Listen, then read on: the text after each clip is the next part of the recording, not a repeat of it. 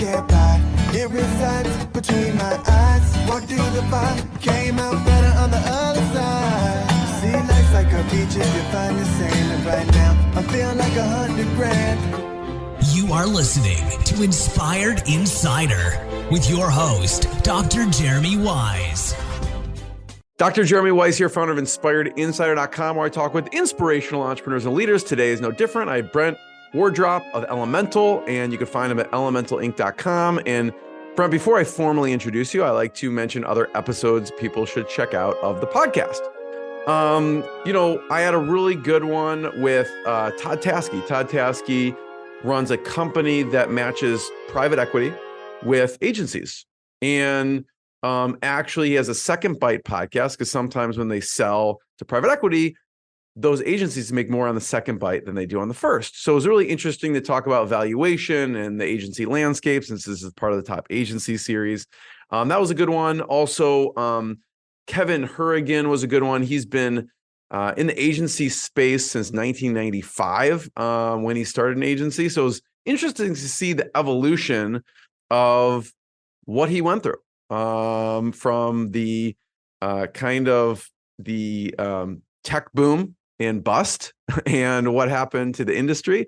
And he still is alive and kicking with Spinutech. So check that out and many more on InspiredInsider.com. This episode is brought to you by Rise 25. At Rise 25, we help businesses give to and connect to their Dream 100 relationships and partnerships. And how do we do that? We actually help you run your podcast. We're an easy button for a company to launch and run a podcast.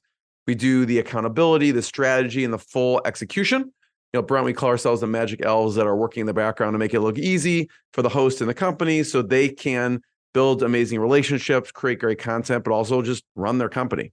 For me, the number one thing in my life is relationships. I'm always looking at ways to give to my best relationships. And I found no better way to do that than profile the people and companies I most admire and share with the world what they're working on. So if you've thought about podcasting, you should. If you have questions, go to rise25.com. And I'm excited to introduce Brent Wardrop. He's founder of Elemental. They call themselves the Human Connection Agency. They're a full service collaborative agency. They work with clients to make their phones ring, right? Who doesn't want that?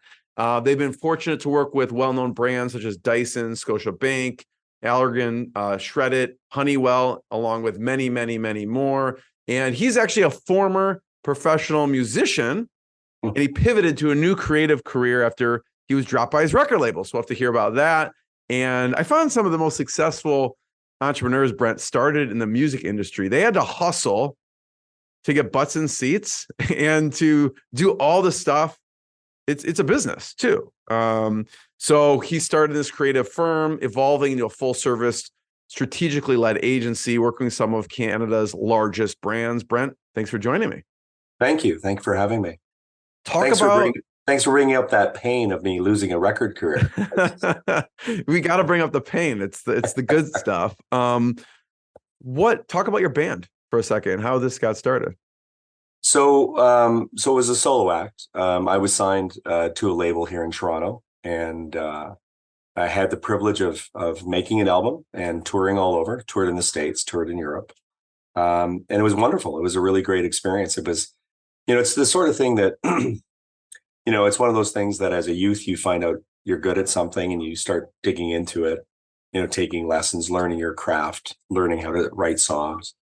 And eventually someone starts saying that they kind of believe in you. So you start down the road of pouring yourself into it. And for me, it was a good 15, 16 years of my life that was the only thing that mattered. Absolutely the only thing.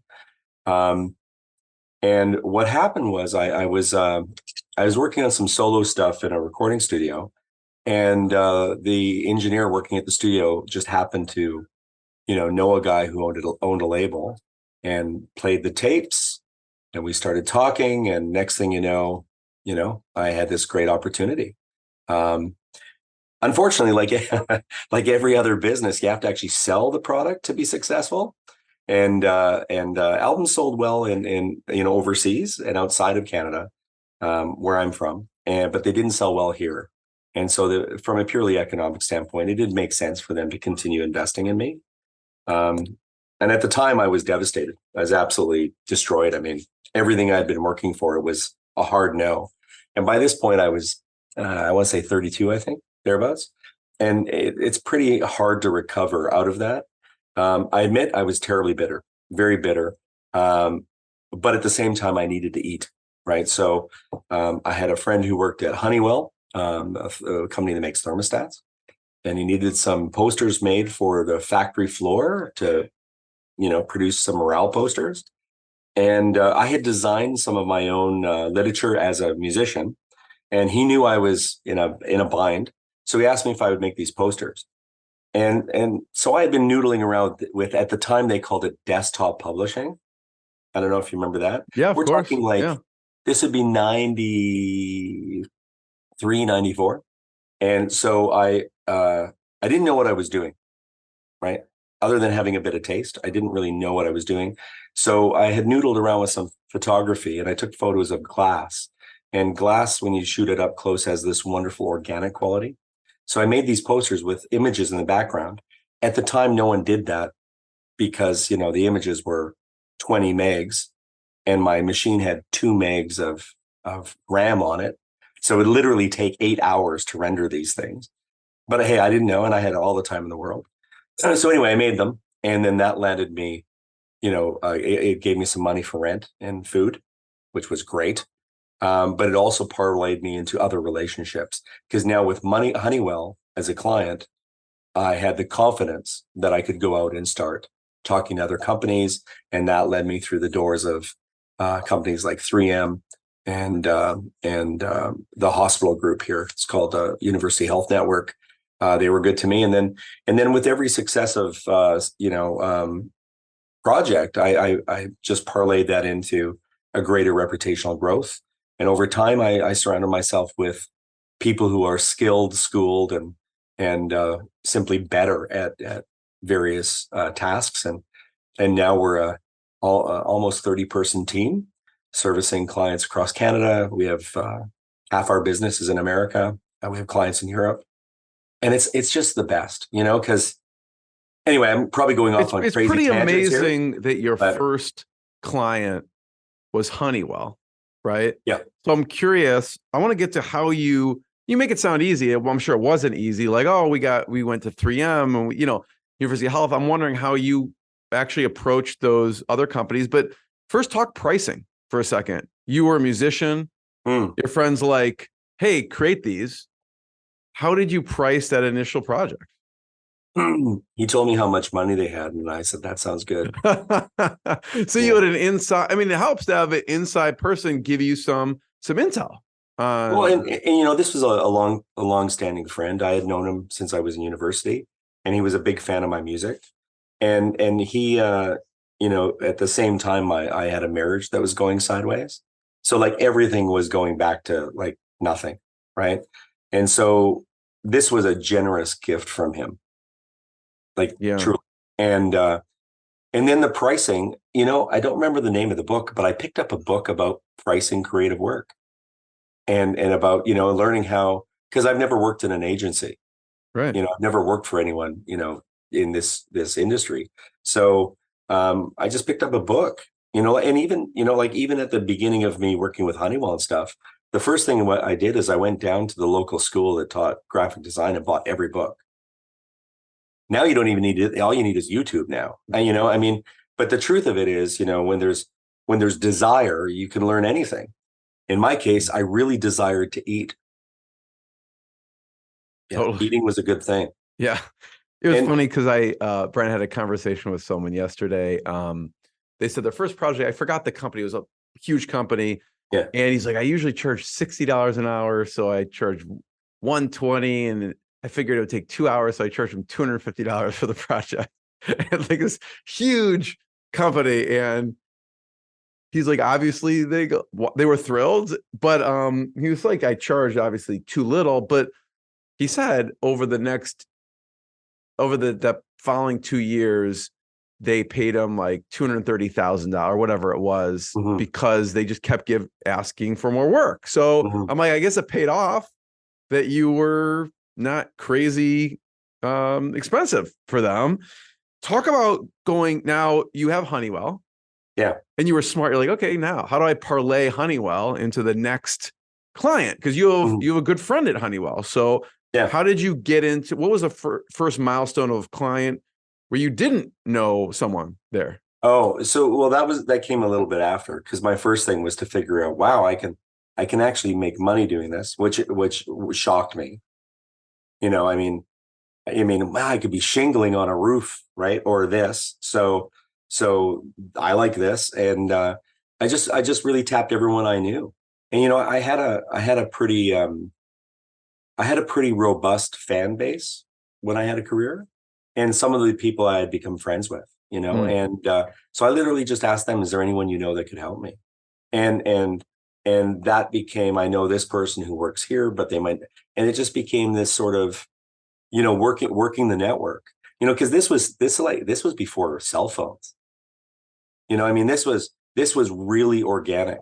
And at the time, there, I don't think the freelance community existed. I don't even think the word existed at that time.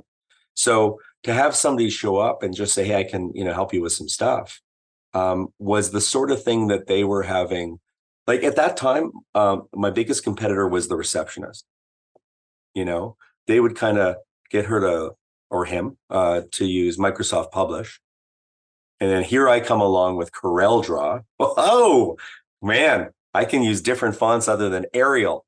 Mind blowing, right?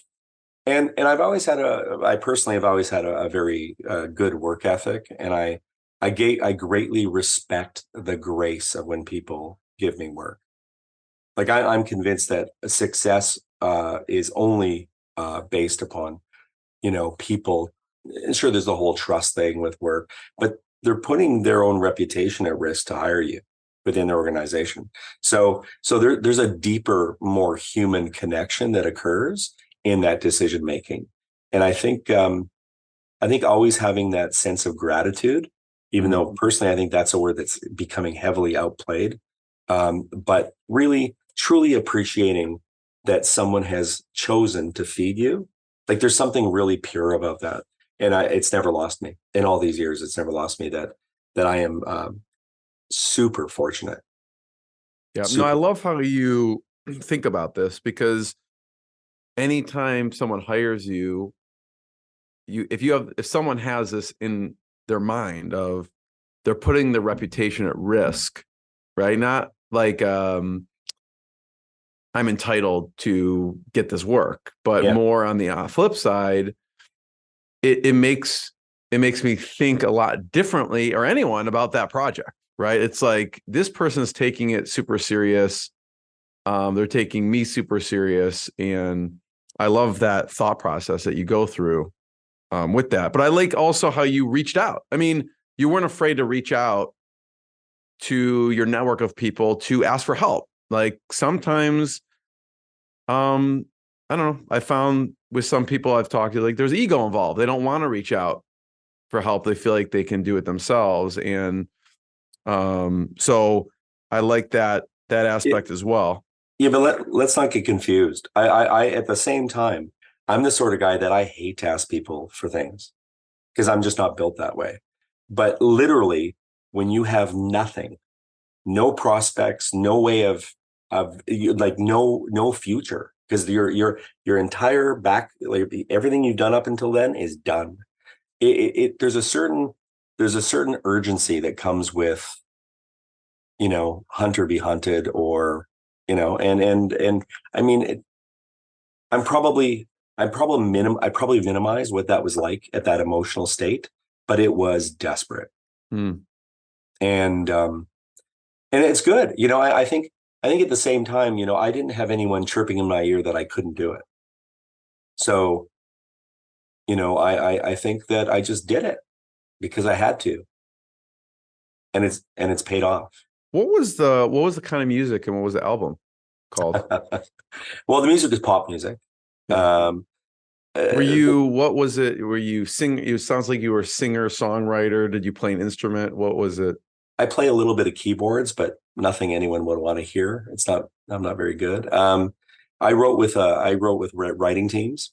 So I would we would collaboratively work on stuff where I would sing melody lines or bass lines, and then they would chart them. The music was gothic pop. I was reading a lot of Anne Rice at the time that I wrote my album, that particular album, and it musically it's very, very upbeat and power poppy, but the music is all about, I don't know if you know Bauhaus, and it was pretty dark stuff. Oh, was it? Okay. It was all about, So can we find the album? Is it online somewhere? Yeah, it's so I have the last name Wardrop, about as sexy as a tin can, right? So I and even my own company, I didn't put my name on the lights because it's always more than just you, right? And yeah, so the band name is Veil, Veil, which was just me and a couple of great brothers who produced it with me. And it's the album is called The Savage Garden. It's available on Spotify and Apple. Nice. Awesome. Yeah. So we should put it on the front of this interview somehow. You do whatever you want. Or the back of this interview. For sure. You do your thing. So milestones. You kept getting clients and reaching out. Talk about the hiring milestones in the company. Some key hires. It could be positions. It doesn't have to be people specifically, but some key positions that it stopped just being you. Okay. Yeah. Because it has been me for a long, long time. And there's a wonderful joy in that, to be honest with you. Okay. So I think what was most noticeable was the first hire. So I had been working with a client, and at this time I'm a designer, just a print designer.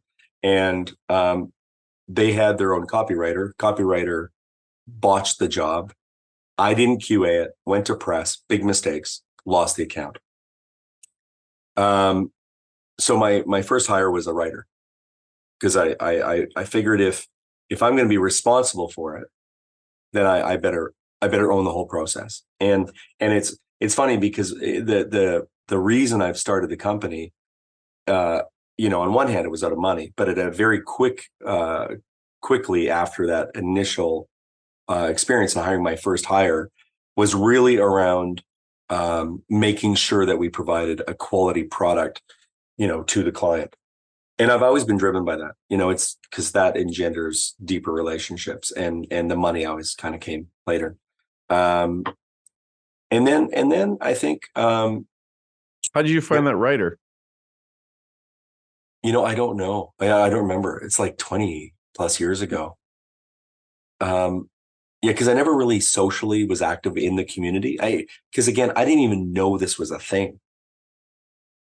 Like, I didn't even know there was, I knew nothing. I didn't know anything about ad agencies, marketing agencies. I knew zero. I just kind of got successful doing this and thought, I can make money doing this, and just did it. So yeah, the first writer, and then, people come and go. And then there was a point where we were getting too busy where I had to hire other designers. And at first that was hard to take, because I really love the whole creative, actually doing the production work. But for me to be able to, because at that time I was out representing the company, right? Wearing, cool clothes and out meeting all day. And then I'd work all night. That was my schedule, right? It was crazy. And then ultimately I hired people to do the work so that I could actually function properly. Talk about that schedule for a second. Yeah. So you wake up, what you did, then actually went to bed.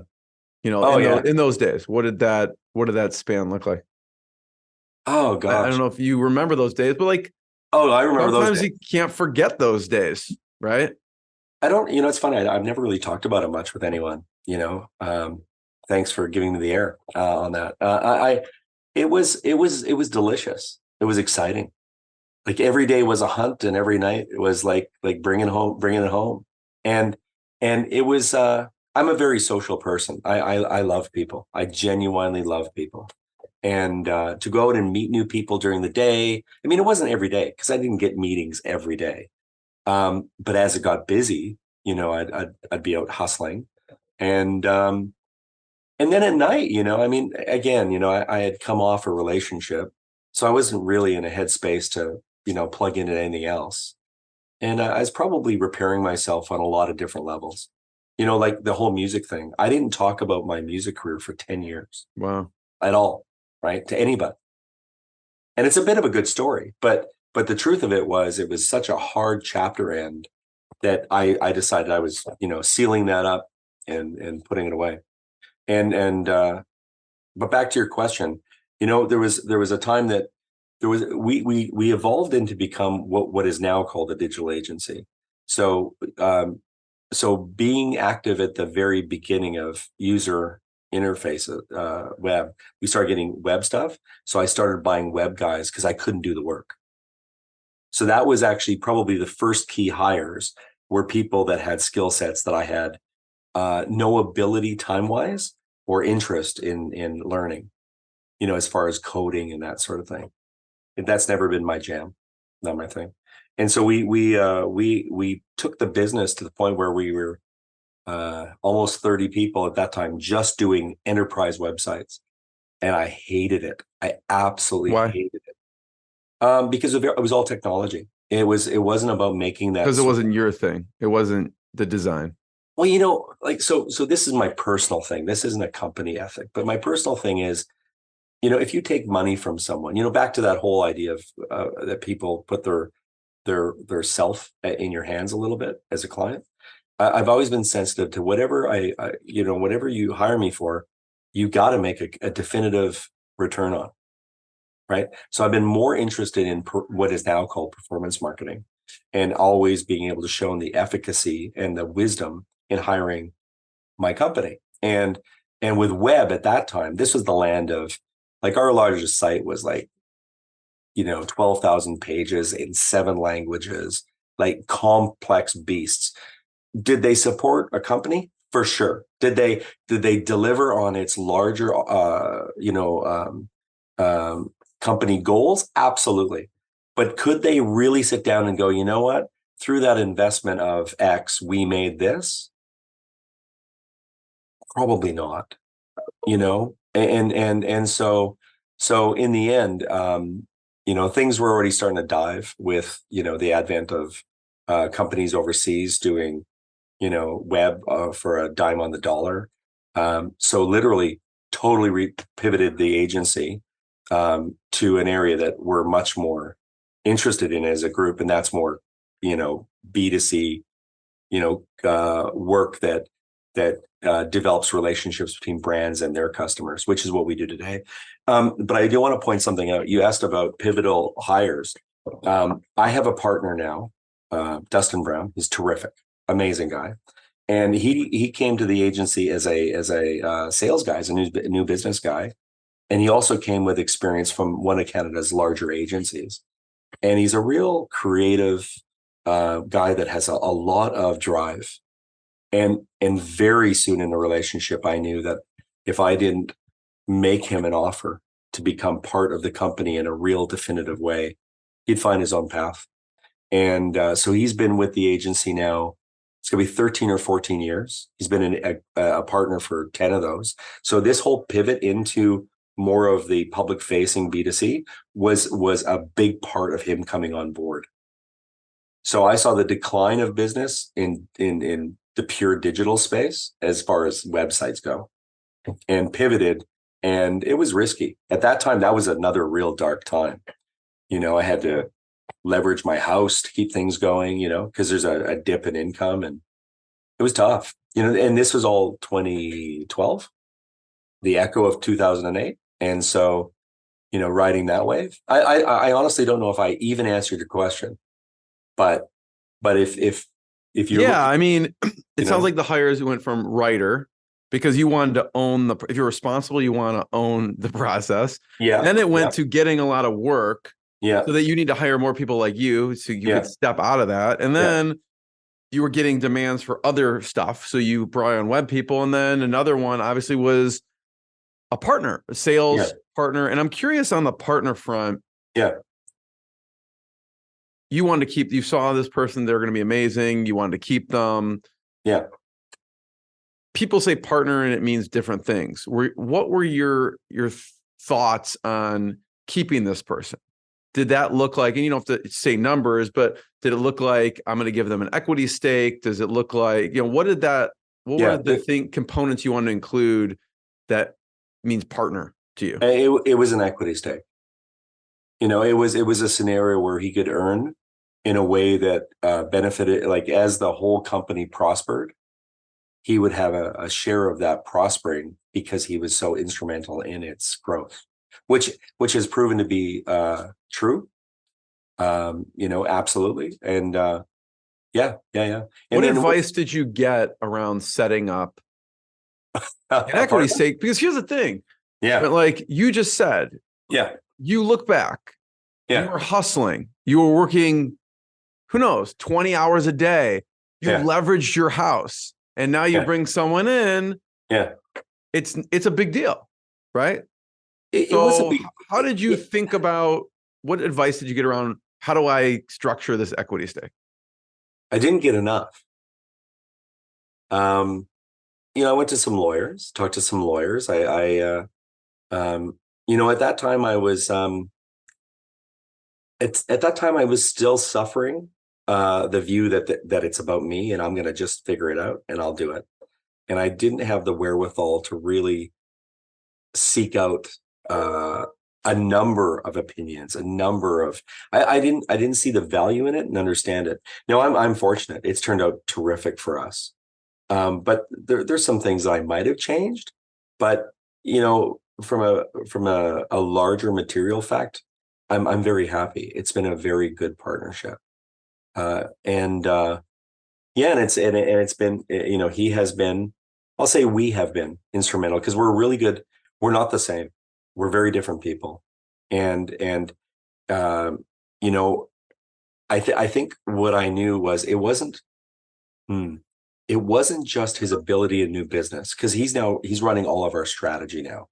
He still contributes to new business. Both he and I still go out and hub the work, but it was seeing all of the other character attributes that laddered up to this is the right guy. How did you, with the equity part, you don't have to say numbers, but how did you set it up? Like, did it vest over a couple of years? How did you decide? Did he have to pay anything in, or is just part of it? How did you think of setting up the equity piece? Okay, so I'm going to answer the question of how I did. I'm not going to say whether it was good or not, because I don't know, because it's the only experience I have. Because I've had this discussion with others, and they've been fairly, feeling that it should have been done a different way. But the way it was done was, at the time, he was new business. And so it seemed the most rational thing to do was to attach it to a vesting on revenue associated with new business over a period of time. And so as each milestone was achieved, more equity was dispersed to him. Yeah. So it was based off of revenue. It was based off revenue. Yeah. Which makes sense. There's kind of like a base of where the company's at. And then as we increase, you kind of give them equity based on these milestone increases. Well, and I'm sure you've run into this with other people you've talked to, Jeremy, but one of the biggest challenges for a company that's bootstrapped from zero is that, I getting around the idea of KPIs and what are they? What are measurable results? Like it's so laborious to even figure out how to get granular in someone's performance and still be out hustling and doing the work. Right. So the dollars was easy to measure. So what were people disagreeing with in that when you've had conversations? I think the biggest thing that's come out, and I don't want to be too revealing because, there's, other people involved in this conversation, specifically my partner. Sure. But I think the biggest thing has been around me not requiring him to buy in. A lot of people have said that people that buy in care more. Maybe not. I haven't seen any wavering on his caring for the company or his goals, or so my experience has been it's been good. Yeah, it's all your experience, right? So I want to talk about some of the work you do. Yeah. Okay. And I'm going to share my screen for a second. You can see here, if you're listening to the audio only, there is a video, and we're on elementalinc.com. And if you look at this page, I'm going to scroll down to our work. They've done some amazing work. I watched a bunch of these videos. They're really cool. I love the Oceania ones that drop in the ocean. I want to talk about the No Excuses Day, because you were mentioning measurable results. You're talking about human connection, and I feel like this one kind of encapsulates those things. Can you talk about what you did with No Excuses? Yeah. So No Excuses Day was for an organization called Scene. Scene is a loyalty program that at the time was co-owned by Scotiabank, one of the big five banks in Canada, and Cineplex, which is a large theater, the largest, hands down by far, movie theater company. And we've been working with Scene for 13 years now. And this was done in just before COVID, the year before, so 2019. And we had been building up with Scene over these 13 years on how to keep their members engaged. It's like any other organization. It's about getting new members, in this case, versus consumers or customers, and getting engagement, getting them to actively be a participant in the organization or in the event. And so what happened was we were tasked by Scene to come up with a really big campaign, something that was really going to move the needle. We had already taken the brand from 1.8 million to over almost 13 million members, which is about a third of the population of Canada. And when you look at actually who's active in the loyalty program, it's probably 2/3 or maybe even higher of Canadian from a demographic perspective. But so this campaign, the idea of it was, as we went forward and tried to figure out how we were going to deal with it, is we landed on the idea of creating a specific day, like an event, and making something of that event and developing a campaign that would lead up and trickle into and accelerate, excitement and desire to that day. And the insight was found really through truth. It was about the simple truth that even though when people want, I should back up just for our members outside Canada, Scene is a really big deal here. Like, it's a really big deal. And what it was, it's changed now because they brought on other partners. But fundamentally, you would go to movies, earn points, and go to see free movies. And they widened that. They have a number of other partners like restaurants and all sorts of like other event and entertainment. Now they're tied into groceries. So you can use your points a lot of places. But at the time, it was all about entertainment. So the insight was about people want to have fun, but they'll make excuses not to have fun. And to really vet the idea, we just went out on the street with a camcorder and do they still call them it's a phone. Sorry, a phone. I know what you mean by that. and ask people that, like, do you ever make excuses when your friends call you to go have fun? And overwhelmingly, people on the street would be like, yeah, sometimes I do. And then we'd ask them, what did you say? It was everything, like, oh, I got to take care of my cat. Oh, I got to do my hair, right? People would come up with all sorts of, and they just want to sit in their house and watch TV. They just don't want to go out. They don't want to socialize. And it became, the insight on it was, it's all about knowing that people make excuses and encouraging them. Let's not make excuses. Let's get together and let's have fun. Let's have a moment. And that moment is brought to you by Scene. And it was a massive success. The pickup on it was huge. It was a national event. It was actually listed as a day, like a national holiday. And it was called Scene No Excuses Day. In fact, we got such pickup on it. It was even featured in a joke by Ellen DeGeneres on her TV show, which is quite something for a Canadian thing to be referenced on an American broadcast show, which was quite an endorsement for us. And to date, this is the biggest thing that Scene has done. It was very successful. We saw we were surprised at how much pickup we had with new members that were stimulated to join, but more so just the actual activity that was measured over a 6-week cycle before the event was it outpaced every projection, to the point of where for the agency we won a number of meaningful goals for this work, and it's work that as an agency we're very, very proud of. Talk a little bit about the creative process in this, right? I mean, there's a lot of work that goes into this. What are some of the stages that you had to go through to get to the end product? Well, it all starts with the brief of what the client wants. And what we try to, and again, this was easier with this client because we have such a long-standing relationship. We understand each other. We know how to work together. But it was really distill down what they wanted to achieve from an organizational perspective and not the thing, right? So many times clients come and they have it in their head already of what channels. Like, I just want a video or something. They just say, they're talking about the features, not the benefits type of thing. And you know what's so funny is almost every time they're wrong. Almost every time that isn't the actual thing they need. That'd be like going to your doctor, right, and prescribing the drug you need. Although I'm sure there's people that do that. Let's not talk about the opioid. All the time. Yeah. But they could be wrong, and that would not be good, right? So exactly. But yeah, they basically identified that they wanted to see a lift in engagement. They wanted to be, over the 10 years we were with them, it was a highly pragmatic relationship where it was very much, trying to drive work, like drive engagement through very direct communications. And what was delightful about the ask from the client is they wanted a pure brand move.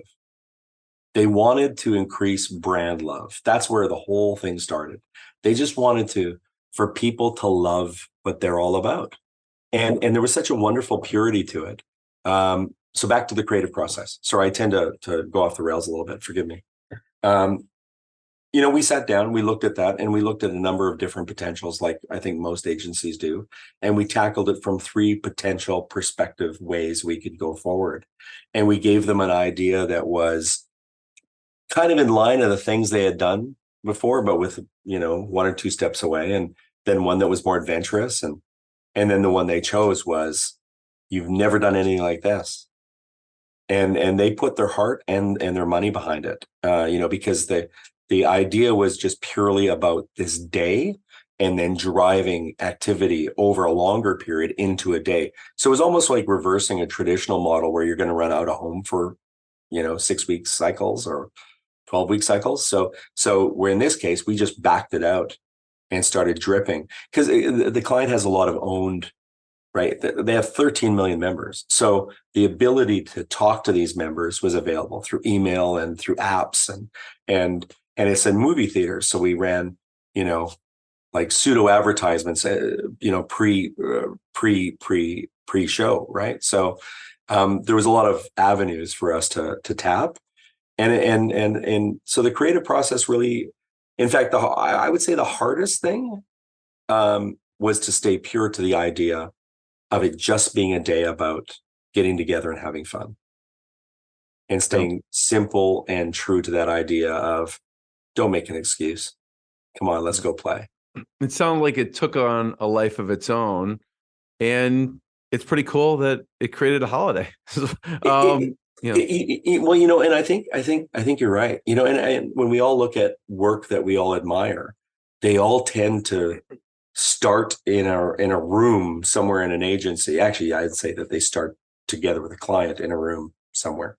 But then when they become something of their own, nobody owns it anymore. Everybody owns it, right? And I would argue that's what brand love's all about, is when it's not just the brand that owns the brand anymore. The community is now a part of it.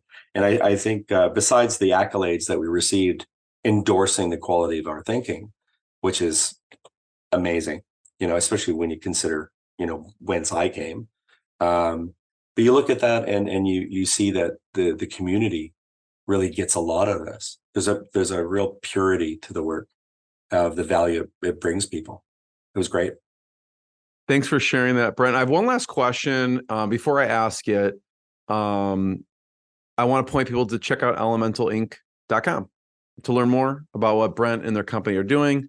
I encourage you to check out our work page. They have some amazing videos, including, I like the CFL one. That's pretty cool.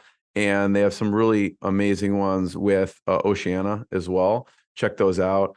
My last question is, early on, I find that there's a lot of accidental agency owners. They just stumble into it, however, and there isn't like a clear path, and we're just kind of doing it. And then over time, we develop help and mentors. And I know it's funny because we were actually at the same event a couple of days ago, and we didn't bump into each other at EO Eccentric.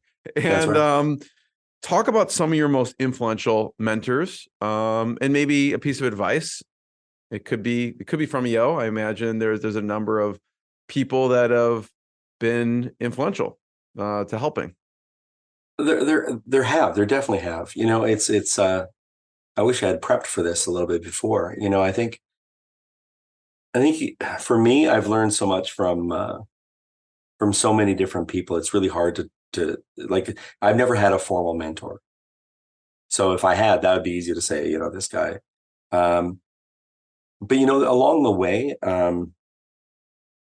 I've had some incredible clients actually, that have been sensitive to the fact of my knowledge in the industry and to even share what other people have done for them, so that I could refine my personal approach and also influence the agency to better serve our clients in that respect.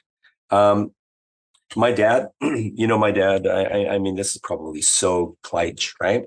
That I'm going to say, oh, my dad. But the truth of it is my dad and I had a very friction-filled relationship, but he did leave me one thing that has been really helpful. And he drilled it into my head as far as I can remember. He would always say, if you're going to do something, do it right, or don't do it. And that, I don't think I realized it until into my 30s, that I had actually been living by that for as long as I can remember. So I'm not an athlete. I admire athletes immensely. I love watching various sports and what they go through, but I'm not that guy. And as soon as I knew I'm not that guy, I'm done. I'm done trying to be that guy. And all the way along, finding things, because you don't really know what you're good at. Like, do you remember in high school, you'd go to all these different clubs, camera club or something club, and then you turn on something that was really to turn you on and you were good at. I think I never stopped doing that. I'm still doing that. Yeah. I'm still trying to find new things that maybe I can noodle away with. And it doesn't have to be professionally related. Just, I'm curious and life's good. There's a lot to explore. Brent, I want to be the first one to thank you. I love that. Do it right or don't do it. And actually, Magic Johnson, I know that we saw speak, told a similar story with him and his dad when he was helping his dad pick up trash. And so it really resonated, like similar concepts. So I just want to be the first one to thank you. Brent, thank you so much for sharing your journey story. And everyone check out elementalinc.com. And thanks, everyone. What I got, you can't buy. It resides between my eyes. Walked through the fire, came out better on the other side. See, life's like a beach if you find the sailing right now. I'm feeling like $100 grand.